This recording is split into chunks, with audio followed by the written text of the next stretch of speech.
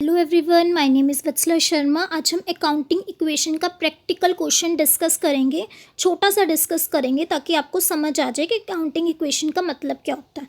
तो सबसे पहले इसकी इक्वेशन होती है assets is equals to liability plus capital.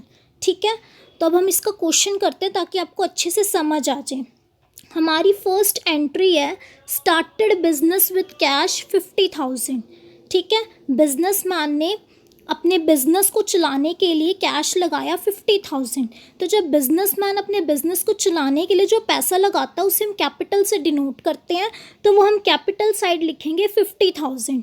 ठीक है, और कैश लगाया तो बिजनेस में कैश आया 50,000, तो एसेट में हमारा हेड ओपन होएगा दैट इज कैश विद ₹50,000। ठीक है, ये मैंने ऊपर कैश स्टॉक फर्नीचर इसलिए लिखा है ताकि आगे ये हेड हमारे ओपन होंगे। आगे हम गुड्स वगैरह भी खरीदेंगे, फर्नीचर वगैरह भी खरीदेंगे, तो आगे हमारे हेड्स ओपन होंगे, तो इसलिए मैंने ऊपर ही लिख दिए हैं। ठीक है, तो अभी हमारी फर्स्ट एंट्री क्या हुई है कि हमने बिजनेस स्टार्ट किया कैश से, तो हमारा बिजनेस में कैश आया विद ₹50,000 और बिजनेसमैन ने बिजनेस में पैसे लगाए तो उसे हम कैपिटल से लिखेंगे और वो हम लिखेंगे कैपिटल के हेड के अंदर दैट इज 50,000। ओके, सेकेंड हमारी एंट्री है purchase goods for 3,000 in cash. हमने गुड्स खरीदे कैश में, तो गुड्स आए और स्टॉक आया और कैश गया।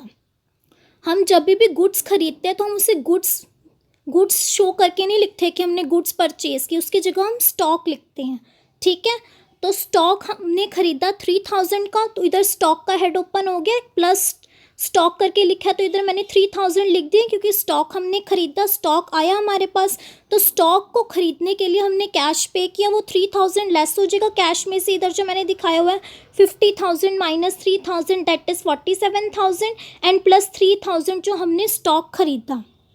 तो ये अपने आप ही बैलेंस हो गया कि 3,000 स्टॉक आया और 3,000 से कैश कम हो गया, मतलब 3,000 ऐड किए और 3,000 ही लेस कर दिए एसेट साइड में, तो अपने आप ही बैलेंस हो गया, नल अमाउंट हो गया। तो और कैपिटल प्लस लायबिलिटी में कुछ नहीं आएगा, वो ज़ीरो रहेगा और ये हमारा आ गया 50,000। इधर 47 प्लस 3,000 इक्वल हो गया और इधर 50,000, दोनों टू साइड्स हमारी इक्वल होनी चाहिए। एसेट्स वाली साइड इक्वल होनी चाहिए और कैपिटल प्लस लायबिलिटी वाली साइड इक्वल होनी चाहिए। ठीक है, थर्ड एंट्री है हमारी परचेज फर्नीचर। हमने फर्नीचर खरीदा 5,000 का। जब यहाँ पे लिखा नहीं है कि हमने कैश में ख़रीदा है या नहीं, जब नेम लिखा होता तब हम मानते हैं कि हाँ हमने उधार में ख़रीदा। अब यहाँ पे नेम वगैरह नहीं लिखा तो हम मान लेंगे कि हमने कैश में ही ख़रीदा फर्नीचर।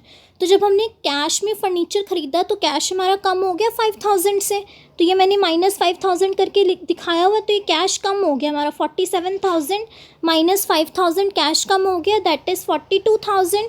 ये कैश हो गया हमारा। और स्टॉक में तो कोई चेंजेस नहीं आएंगे क्योंकि हमने फर्नीचर ख़रीदा, तो इससे स्टॉक से कोई मतलब नहीं, तो स्टॉक हम ज़ीरो से दिखाएंगे। और फर्नीचर ख़रीदा तो फर्नीचर का एक नया हेड ओपन हो जाएगा विद ₹5,000।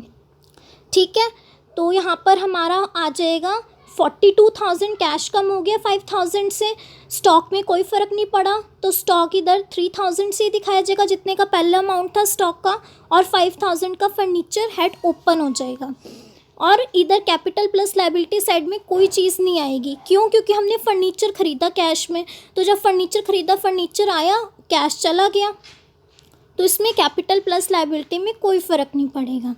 फोर्थ एंट्री है हमारी सोल्ड गुड्स कॉस्टिंग 2,000 फॉर 2,400 की। गुड्स थी 2,000 की, हमने उन्हें सेल किया 2,400 में, तो हमारा प्रॉफिट हुआ 400 का।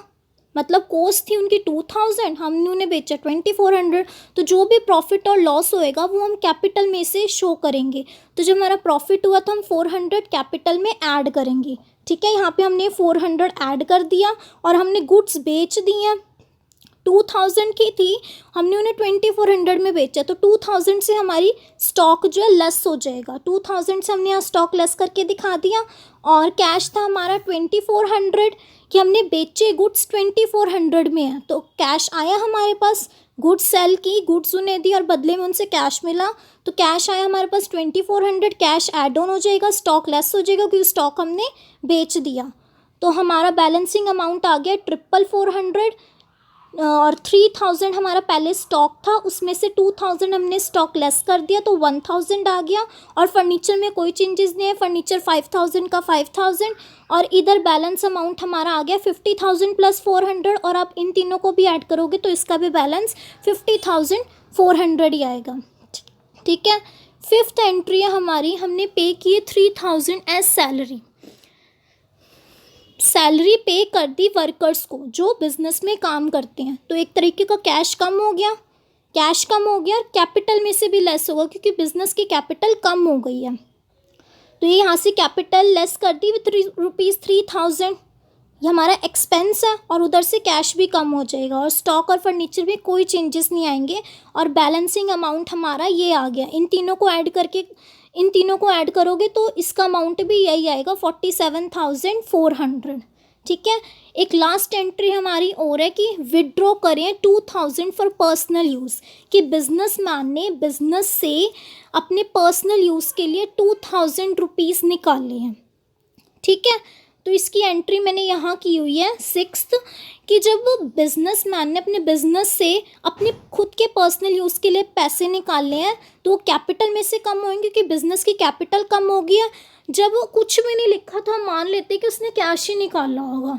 ठीक है। तो हमने कैश में से लेस कर दिया, और स्टॉक और फर्नीचर में कोई चेंजेस नहीं है, वो एज इट इज़ लिखा जाएगा।